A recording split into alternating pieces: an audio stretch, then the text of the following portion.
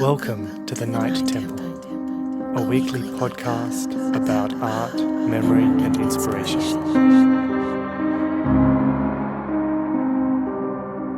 Hi everyone, and welcome to the Night Temple. We're here today with Michael Salerno, who is an incredible artist, visual artist, filmmaker, musician as well, actually. I'm Carisa, and I'm Andrew. We're from Night Tongue. We're Night Tongue, and we're your hosts. This is a really cool interview for me because I am a long-time fan and also grew up with Michael. We've been in bands together. We've done movies together. We've done a lot of work together in the past. And we lived together for 12 years. So it's exciting to talk to you. I wanted to start, though, with asking you about what brought you to becoming an artist, because I've known you forever, and I don't think I ever really asked this question, because you were, to me, you were just an artist from the time that we met. So so what actually started that for you as a kid in your life? Well, I guess, I don't know. I don't really remember a time where I wasn't making stuff. So my whole kind of childhood really was just me being alone in my bedroom making stuff, either making music or designing record covers for albums that didn't exist, and filming outside my bedroom window and making movies and doing stuff like that. So yeah, I really don't remember any other way of being apart from this way, and I'm still exactly the same. So I'm still just locked away in my little place making stuff.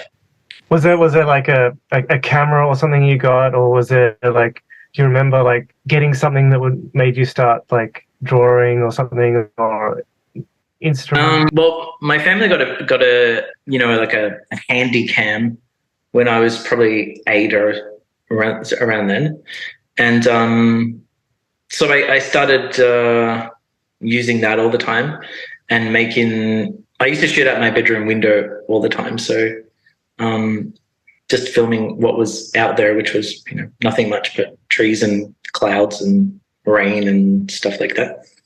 And then I started making these kind of pretty, abstract little weird movies. But I was always making music as well when I was a kid. I was always making music, like making, shitty music, What shitty music? I don't know, just silly songs, that were,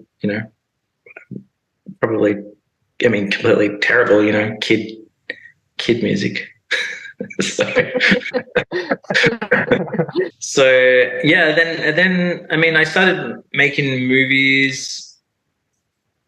Yeah, like I started making just weird little movies, sometimes with friends in them, and occasionally with like my brother or something in them, and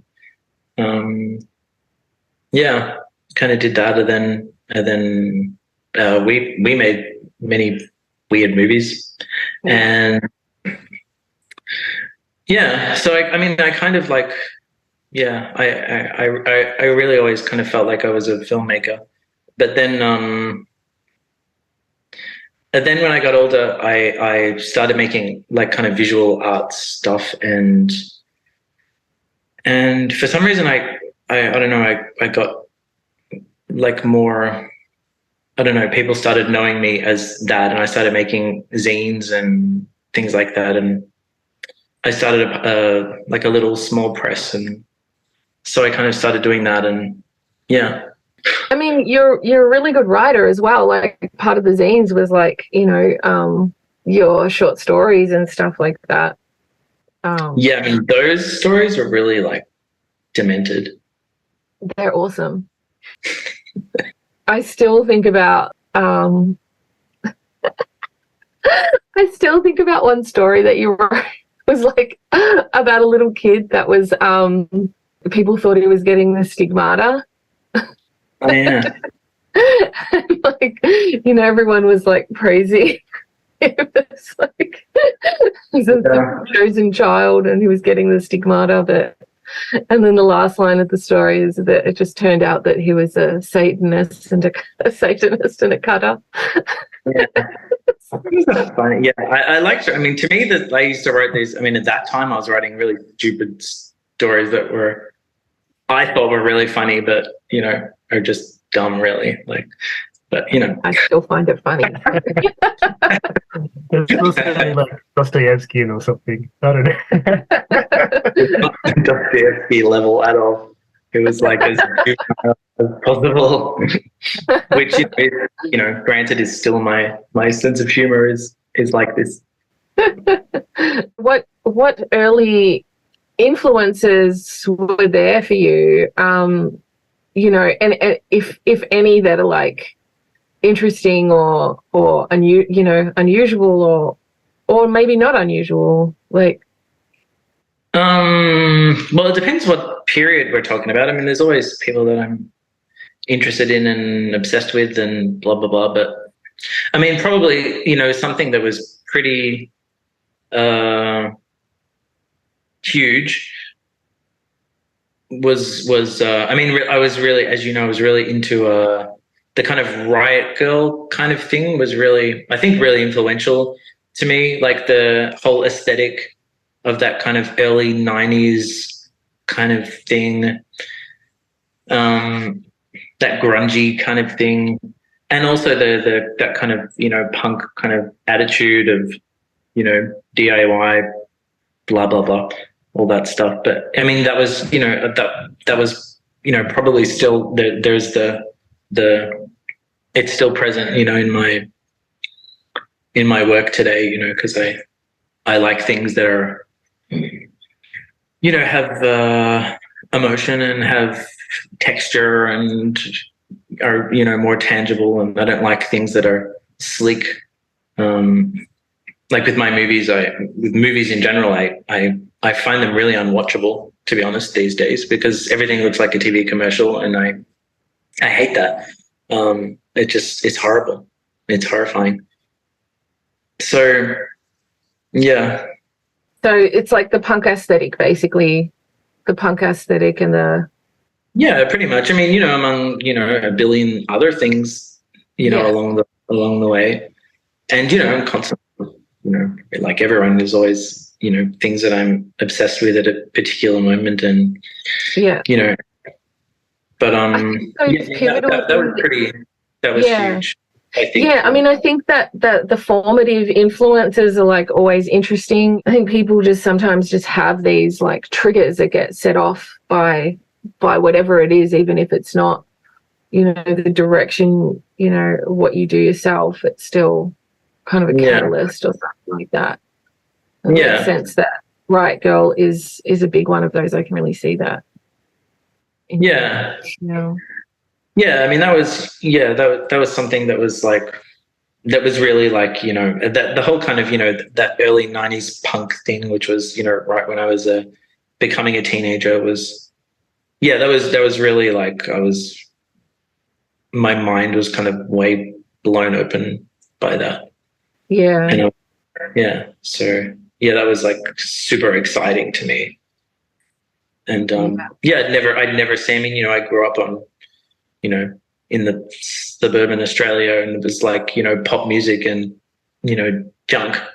And I'd never seen, like things like that. I'd never seen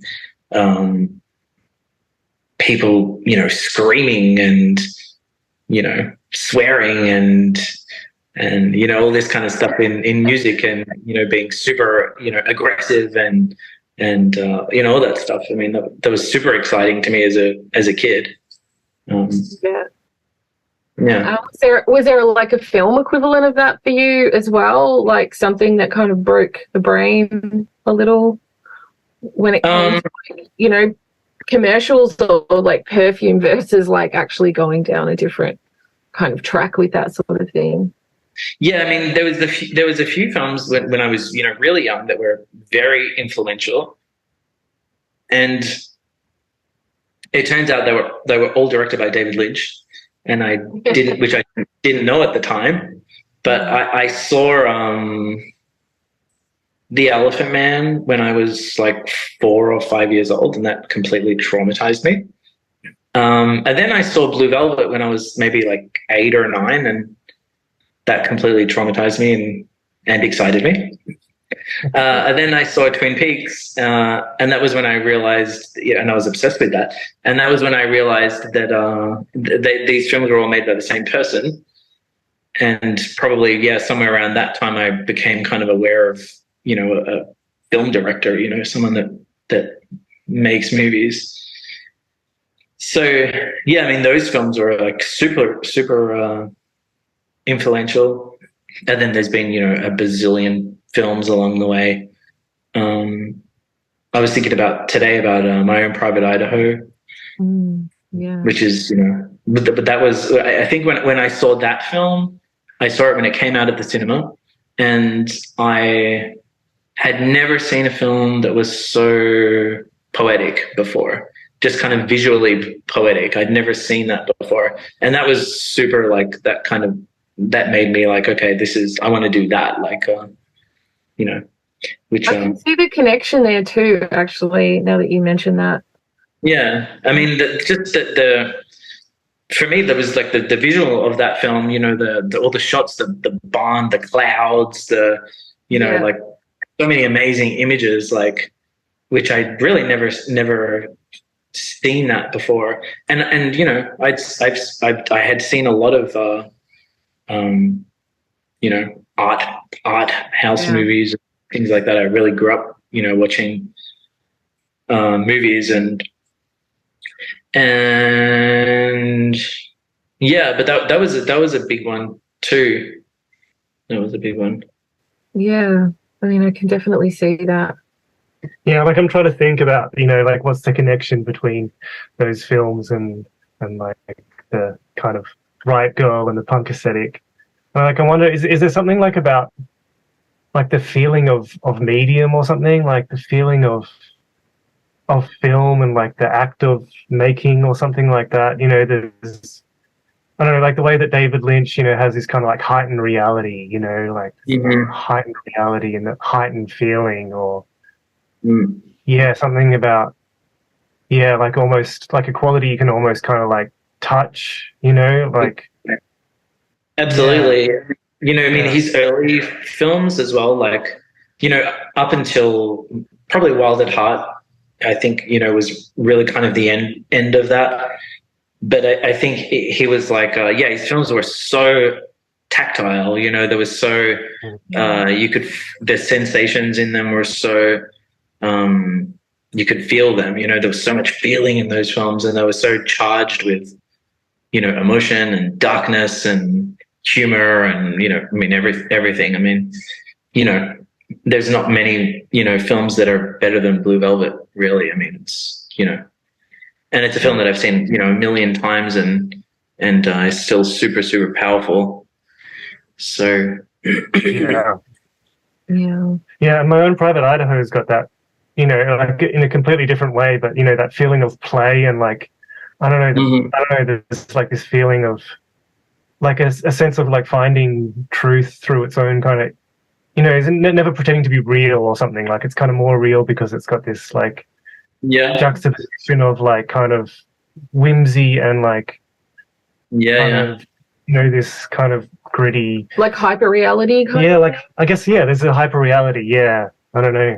Sure. I can see why your films have that too. There's like a hyper reality. It's like the truth inside of the film is like really like amplified to its fullest possible feeling. I mean, I guess my films are kind of like they are. Well, they're like they're closed worlds, you know. They're like, they don't take place in the real world, really. They're like, they're their own little universe, you know. So I feel like there is a similarity in just the hyper sensation, because I feel like your films are just like, you just feel so much, it's almost sickening, like the hyper reality of it, like the whatever the kernel of emotion is at the center of it is just expanded and like amplified in such a way that you just feel it in such a like visceral way, which is something I don't think you ever really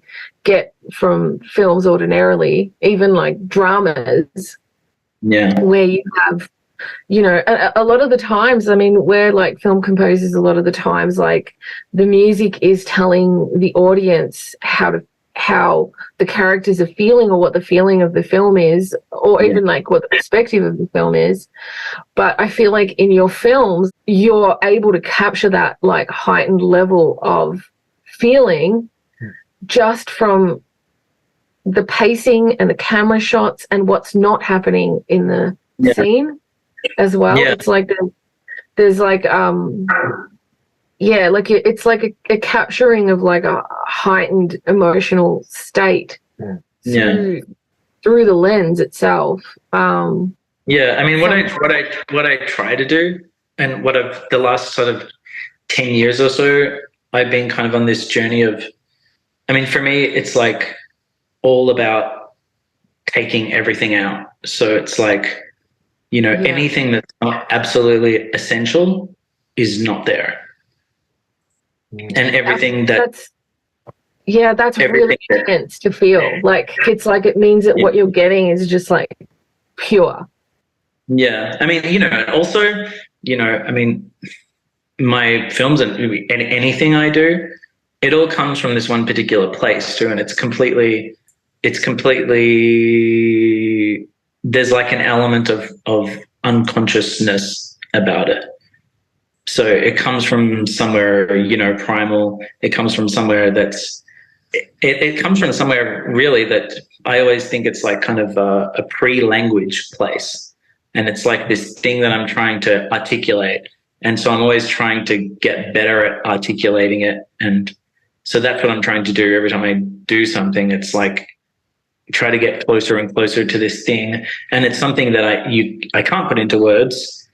And it's something that's, so yeah, it's like it's a feeling thing, and you kind of have to feel around in the dark, you know, for it. The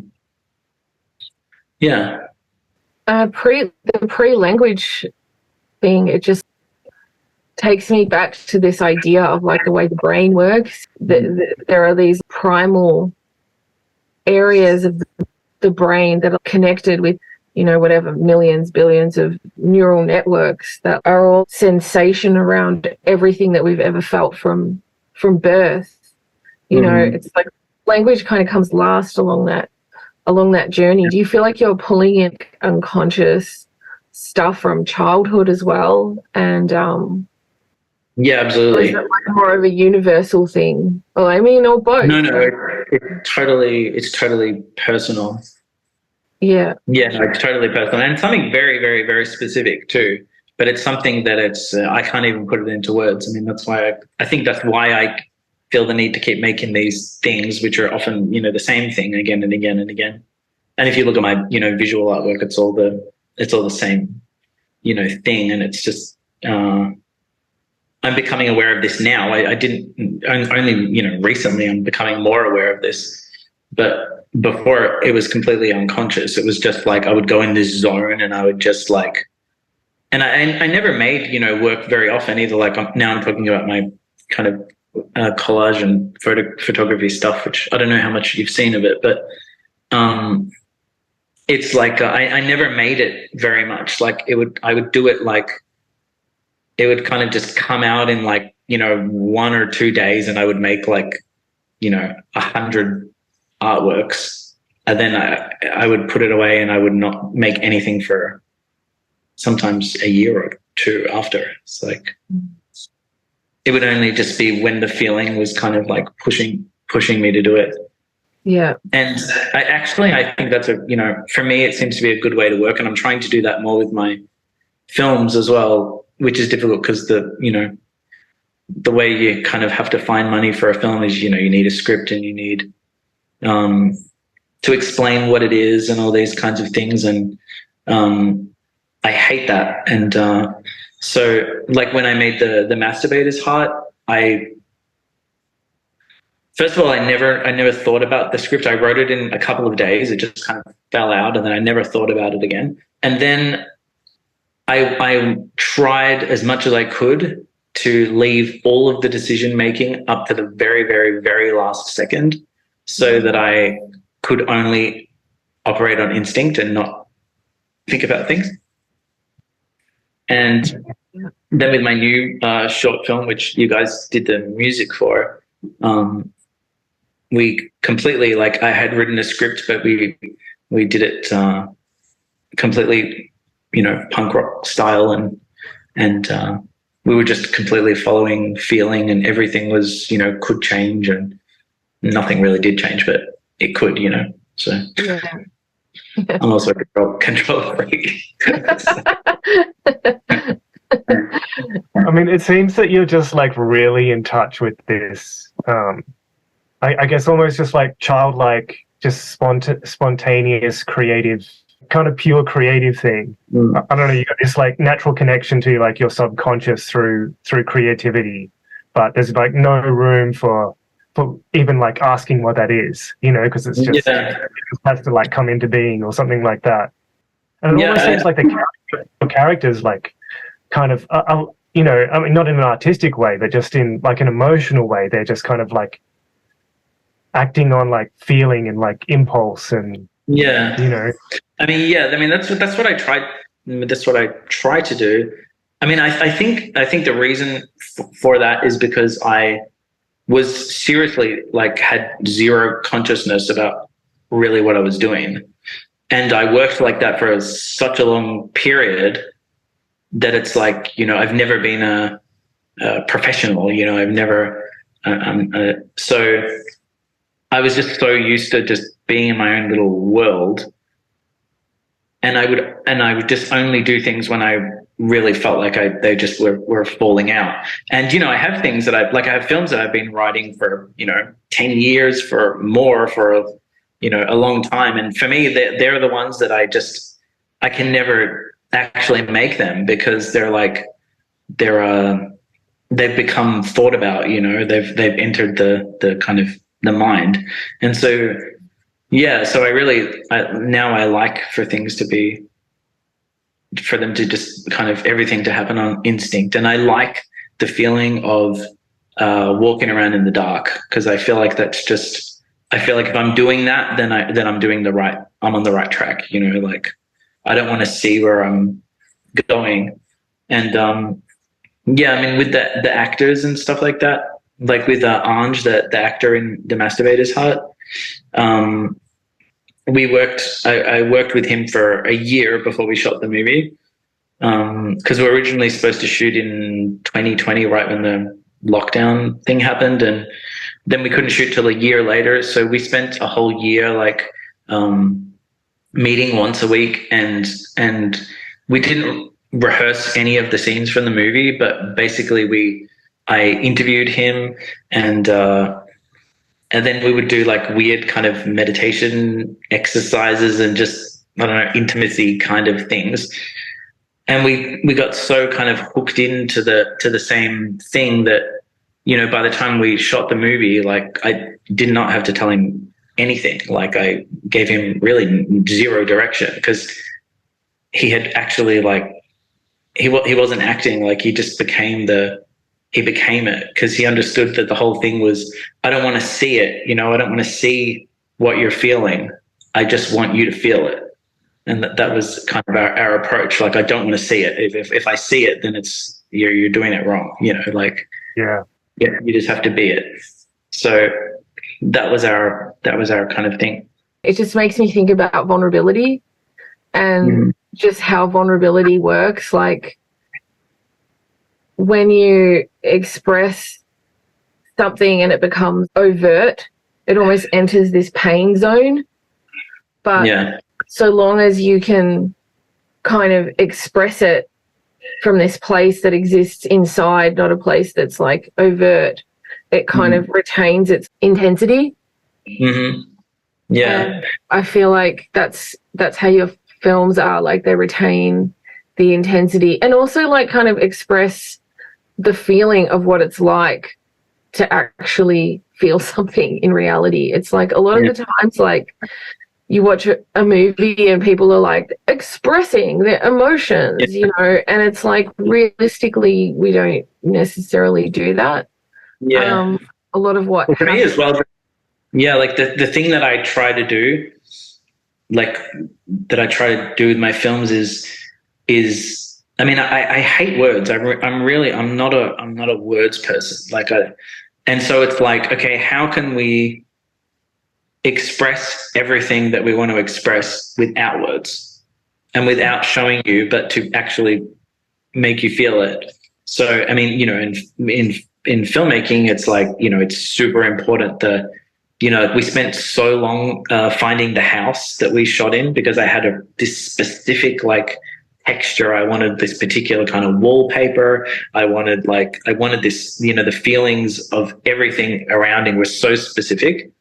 And, you know, I drove everyone completely fucking crazy trying to find exactly the right, you know, mood, because it's like everything that you point the camera at is telling you something. It's giving you information. And it's like, how do you give information in a way where people can kind of absorb it and feel it rather than, you know, being hit over the head with it? And because I don't want words, I also have a phobia of things being obvious. So I don't necessarily want emotion, visible emotion. So it's like, you know, it's all about what you're shooting, the position of the body, the lighting, the surroundings that they're in, the way that it's photographed, all of these things. Which again is, you know, purely kind of instinct as well. It's like just, you know, feeling around. I'm not thinking, oh, how am I going to do this? It's just like, I think the thing is that's easy in one way for me is because everything's always coming from the same place. So I always want everything to be exactly the same. It's not like, oh yeah, now I have a new idea and what's going on in this idea. It's like, no, it's the same one all the time. So it's just, I know what it is and it's easy to access it, you know? And, you know, I think, you know, hopefully over, you know, time getting better at doing that and as well, like, you know, and knowing very clearly, you know, what I want and what I don't want. And yeah. I mean, I feel like just, you know, the way that you're describing the way that the camera communicates and stuff like that, I feel like your films kind of end up feeling somewhat musical to me in some way, because pacing and timing and like angles and texture, just there's so much information in what you're doing and how you're doing it. And the silence is so loud in your films. And it does just end up, to me, just having this same kind of almost like flow that I feel with music. So there's points where music does come in, it just feels like this other like level of emotion or like communication coming in that sits within that world. But it doesn't feel like the silence. It doesn't feel like silence. It feels loud equally. It feels equally loud as anything musical happening in the film, you know, feels. I mean, for a long time, really, and this was, you know, not a problem, but kind of a problem, or something I was trying to get over, because really what I wanted to do, and I spent many, many, many years doing exactly this, is I didn't even want people to move. Like I just wanted like a still shot, and then I wanted it to stay there for, you know, like forever, you know, so and I made, you know, many, many films like that. And yeah. So also, for me, it's especially the last few years has been trying to really work out how can I tell a story, make my films have a clear narrative and a clear structure, because it doesn't come it doesn't come natural to me to do that. I always go tend to drift towards the abstract and, be super slow and super quiet and super, like that. So I've been doing that the last few years. And the new film, the short film, is like, to me, it's almost like an action movie, because it's like I've never made a film like that where it's, it's constantly, there's action happening constantly and it's very quick. So, yeah. Do you think that you talk about like pre-language and feeling and stuff like that. Do you think that it's to do with the way that we feel memory? The way that memory works is abstract, and sometimes it's not. I mean, especially wherever there's trauma around it, it's not linear.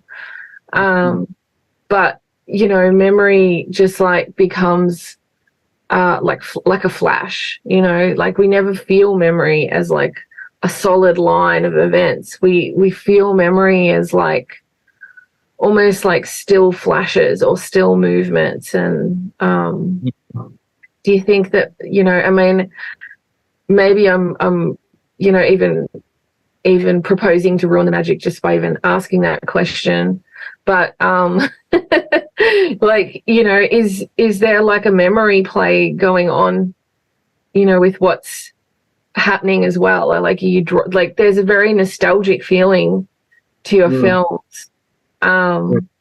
Is there a sense where you're drawing from some feeling of not unconscious memory, not pre-conscious memory, but just abstract memory and feeling or trauma or something like that?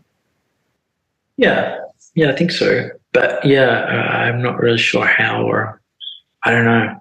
I find it really hard to. I don't know. It's like this area, and it's like it's closed off, and I just can't. Even if I try to, the only way I can kind of get in there is to put it into other things, like.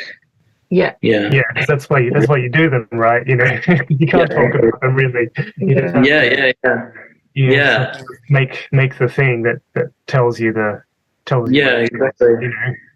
Yeah. I know you, and we grew up in the same place, and like, the masturbator's heart. You talk about. I mean, there's a scene where one of the characters talks about a kid that got killed at the pool.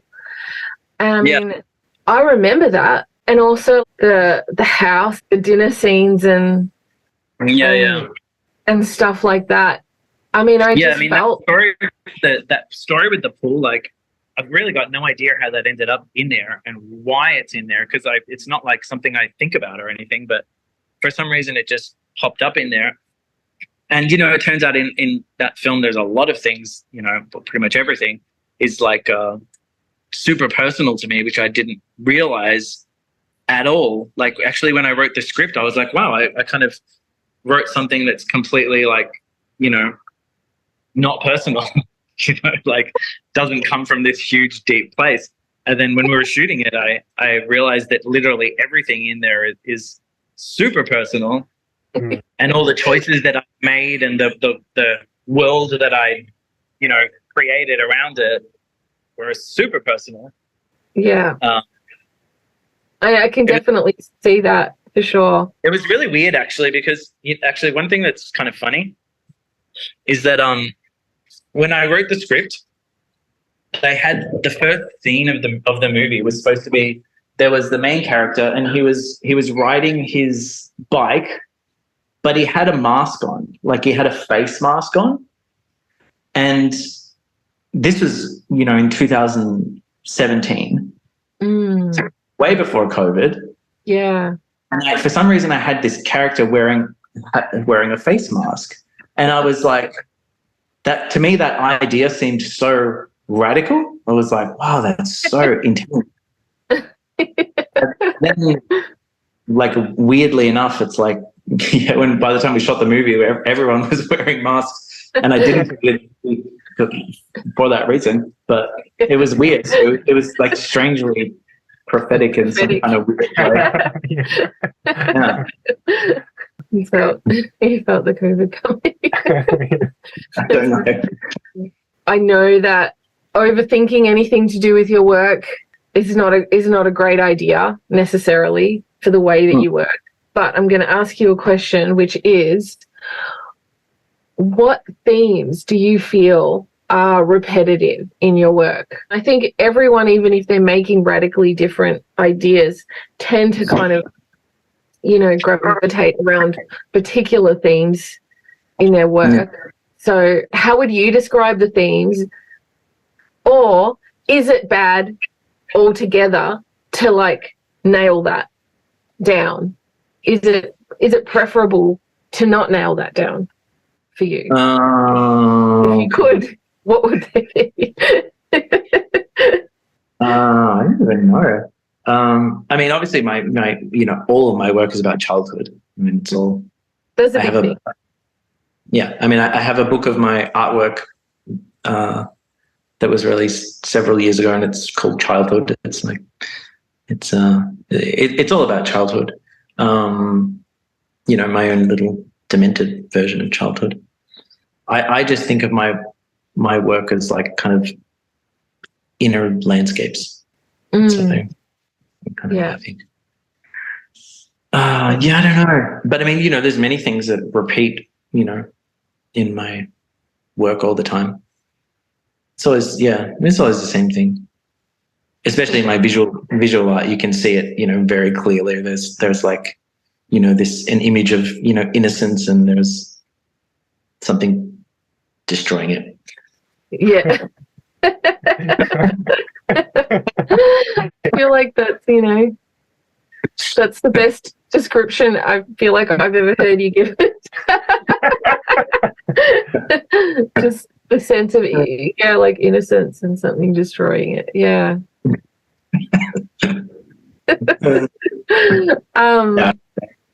Do you feel like that's just kind of become part of like the makeup of like what fuels you, childhood and innocence and the loss of innocence and how that functions? Yeah, I don't know. I don't even know. I'm not sure. Yeah. I mean, probably, but I don't know. It's like my brain I literally can't even my brain like just goes like yeah. I don't know. Yeah. I know that I have this compulsive need to keep doing certain things, and I keep doing them, and I'm aware that I'm doing them, and I know there's like this particular thing, and I'm always trying to get closer and closer and closer to it. But I don't know. Your last film, your new film, I should say, not your last film, which I'm going to get you to pronounce because my French is not. It's called Promenade Gâchée. Promenade Gâchée. A ruined walk. It means a ruined walk. Yeah. So this is like your new film. It's like I guess it's sort of on the precipice of coming out soon. I mean, this film is it's so emotional. To me, I just was like, cool, I'm going to watch the film. And I mean, and it's our score in it, but we did it in reverse, where you kind of essentially use the music to score it.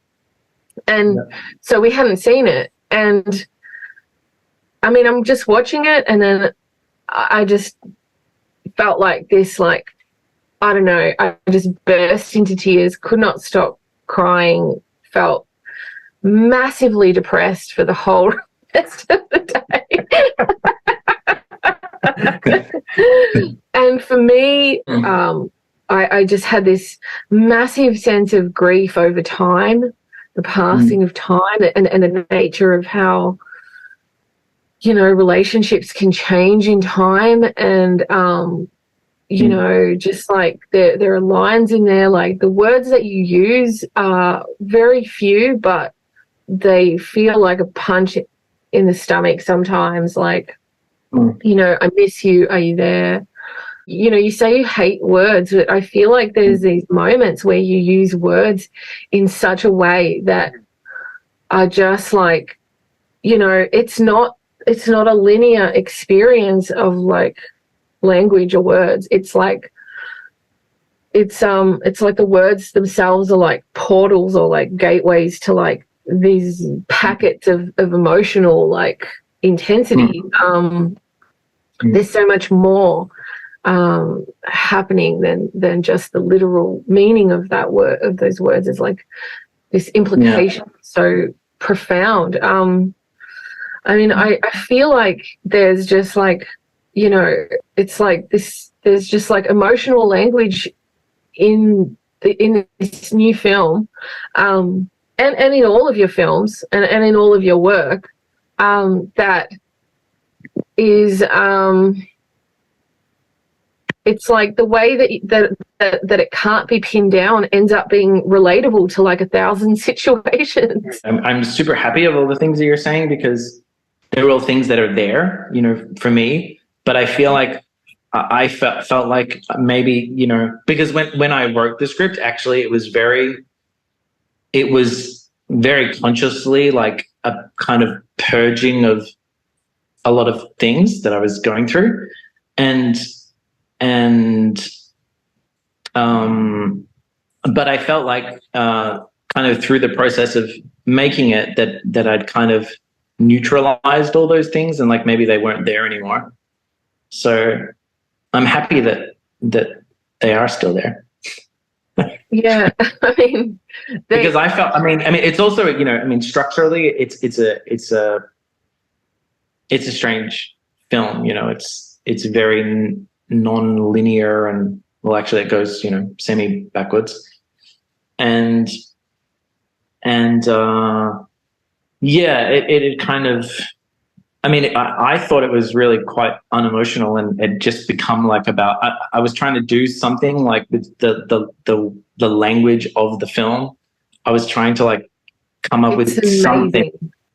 Like I had this thing in my head of what I wanted that was kind of way more sophisticated than anything I've ever done before. Like the way to get everything to happen, and the way for to give this the emotion that I wanted, and all of this stuff. But I felt like maybe it was it. I didn't know if any of the emotion, you know, remained really in there. And definitely the music that you guys made, like completely. I mean, when I put that in there, that like just like opened it all up. Like to me, you know, without that there, it actually, I don't know. I mean, it was so buried that, yeah. So that the music, like, just completely actually opens it all up. So it's amazing. The thing that hit me happened even before the music. Like the thing that hit me, just like it hit me, and then the music kind of hit me after that.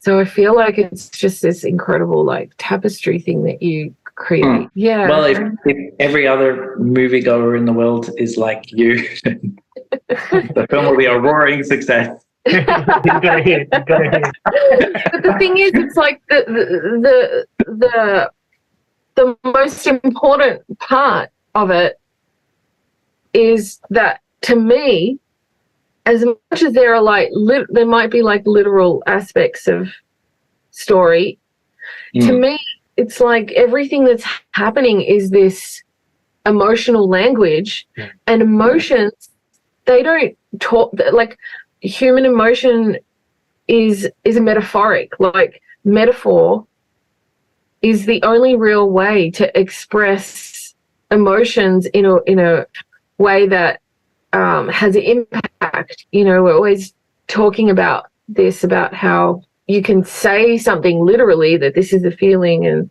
but it's like the metaphor of it is much more powerful. To be sick to your stomach, or to be, you know, heartbroken, your heart isn't broken. It's like a metaphor. Like we just like we express our emotions in this metaphoric way, and I feel like that's what that film kind of did for me. I know people have mentioned that they feel uncomfortable about your work, that your work can make them feel really uncomfortable. Is there anything that you want to say about that? Because it can be like provocative, like your work can be really provocative. Yeah, well, in general, I think people that, as soon as they see anything about children, they automatically just go crazy. Mm-hmm. But also there's I don't know. I feel like sometimes people make this assumption that I'm kind of part of this particular group that does a particular type of thing, this, transgressive type of thing, and I'm not part of that group. I know that there are similarities that, overlap with people that do that kind of stuff. But I don't know, my work's so personal to me. It's like, it's just all about me. It's just me. It really is like, everything and everyone in everything I do is me, it's, I just don't know how to not do that. Like, I don't know. Good art is like that, like, yeah, it becomes universal because, I feel like it becomes universal because it's just truth. It's therefore it's everyone. I don't know. Yeah. One thing I just wanted to mention as well, your like use of titles and fonts, and your titles. I don't know if anyone ever asks you about that, but they're pretty spectacular. Like given today's climate with titles, like your titles are like really pretty incredible. I mean, I remember when we used to make films, and like because I found some the other day, where we'd paint the paper and like we'd get stencils and like either get stickers or stencils. Do you remember that? And then and those would be the titles. And then I remember in your work that kind of shifting and not doing that, and then there seems to be like somewhat of a return to like the use of doing titles in this really incredible creative kind of way. It's almost like the most mind-blowing thing to me when the masturbator's heart started. It already took me out of like, this is not an ordinary experience of a film. It was yet one of the many things that my producer was like, you got to not do that. Yeah, because it's like it goes against, it's like everything you do just like breaks the rules of what you're supposed to do. But it's incredible. Like it's just actually like it immediately like sets the tone for the fact that you're watching something really don't take this lightly. And it's also confusing, and I imagine it being confusing to people and people going like, oh, they don't know how to use it. I know you, and I so like that's not a question for me, but it is. It's like it immediately unsettles the viewer, and it gives the viewer a sense of like instability. I think in a very visceral way out the gate. It doesn't surprise me that your producer was like, because I think it is, it's like breaking the rules. It's super unsettling. Yeah, I also want to like just talk to you about your music projects. Like you've got this tape series that you're doing, right? Like I know you released a tape of synth music where there is one copy that no one will ever hear. Which I just think is just like so brutal.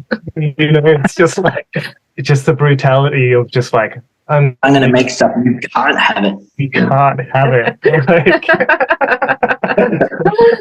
it. So what's the impetus there, if you know, or if you can? I mean, really, with those, like for some reason, just like one day, I just thought like, wow, I want to make tapes. I just got really like excited about making tapes, and so I just on a whim just went to I found this place in the UK that sells tape parts. And I just brought like a bazillion cassette tapes and cases and labels and all this different colors and all this stuff.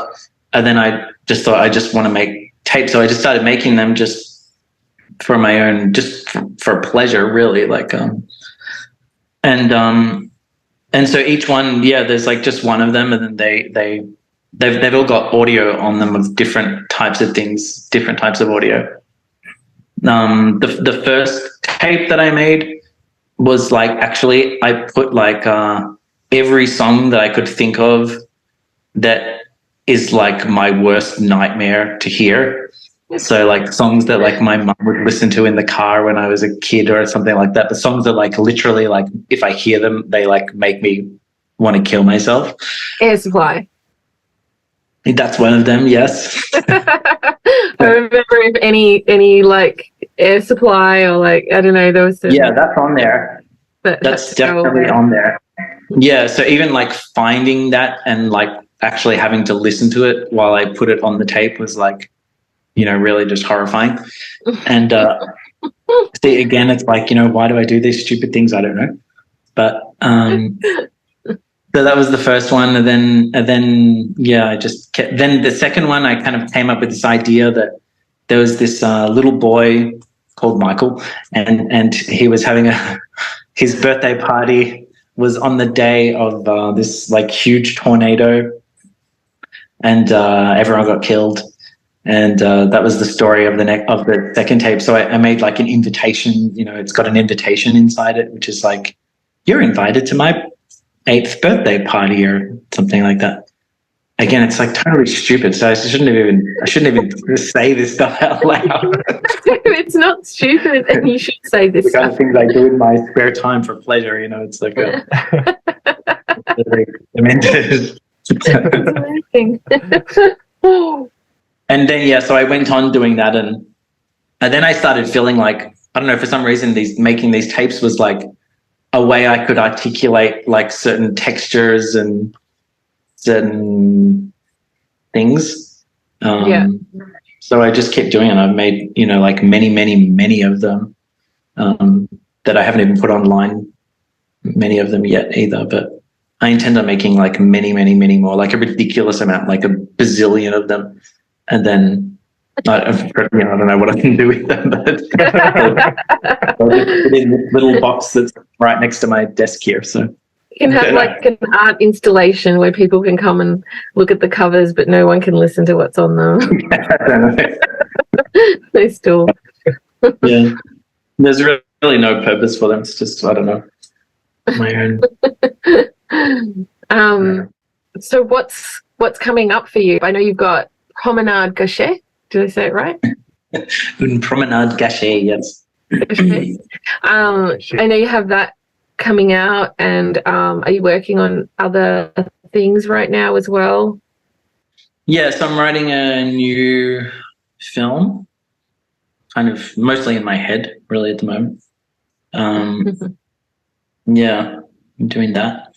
And that's it. Just doing my, I don't know, stuff, whatever happens. But yeah. Will that be another feature as well? That'll be a feature, yeah. Yeah. Yeah.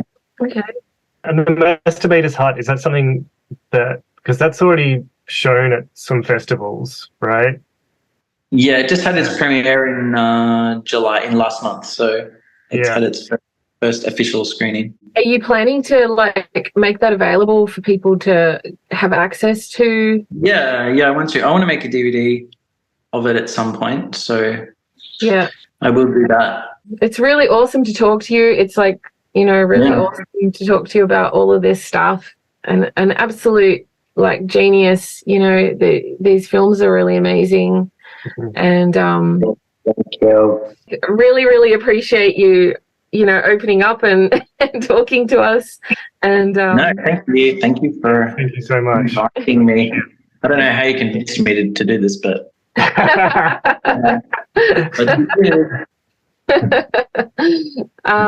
yeah, I feel like very, very privileged and very honored and very grateful. And yeah, thank you so much. Yeah, thank you so much. Everyone, check you out. guys. Thanks. Everyone, check out Kitty Punk. Check out Michael Salerno. Check out Michael Salerno's films, and Kitty Punk's productions. Yeah. Thanks, Michael. All right. Thank you. All right. Thanks, guys.